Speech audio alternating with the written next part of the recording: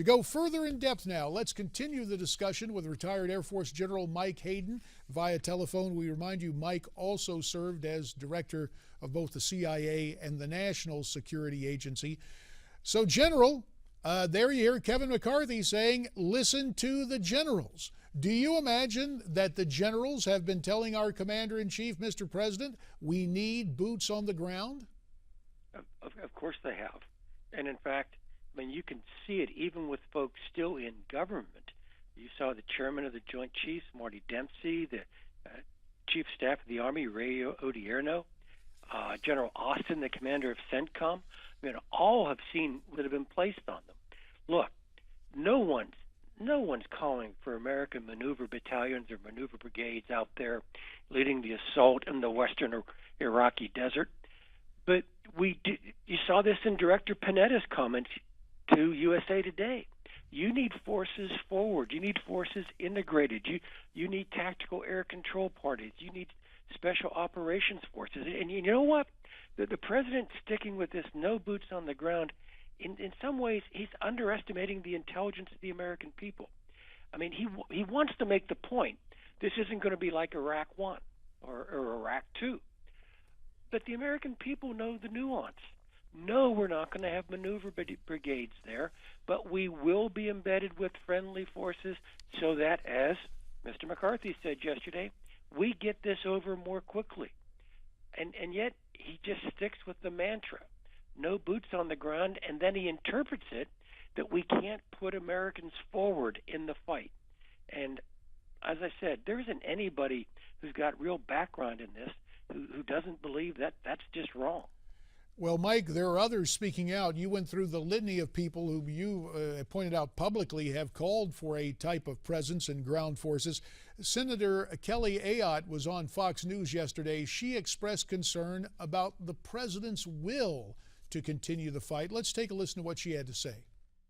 I think what we have here, Chris, is a problem where the president's foreign policy is being trapped by his campaign rhetoric.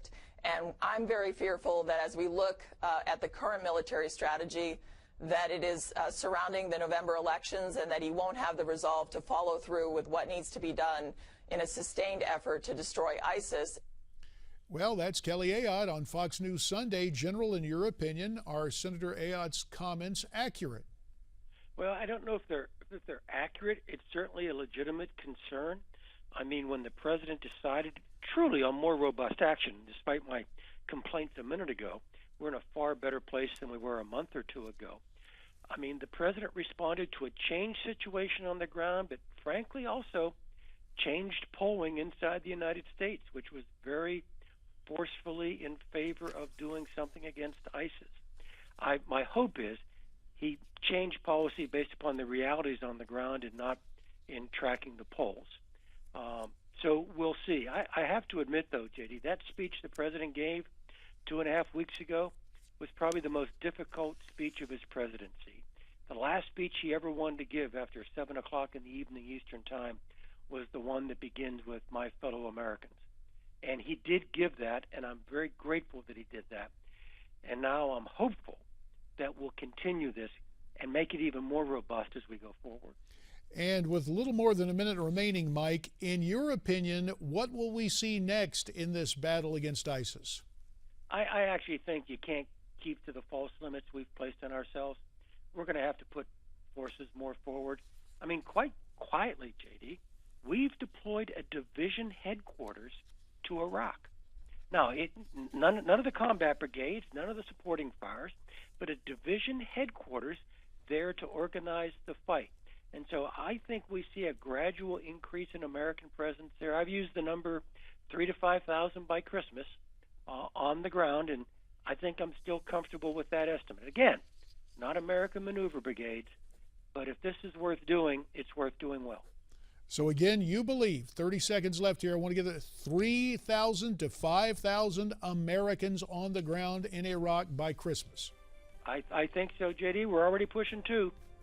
Fair enough. General Mike Hayden, a man in the know who ought to know. We thank you for your insights and analysis again this morning. So, Mike tells us maybe as many as 5,000 Americans in Iraq by Christmas. Your thoughts on that? Why don't you tweet them to me at Newsmax TV, #America's Forum. And America's Forum will be right back after this.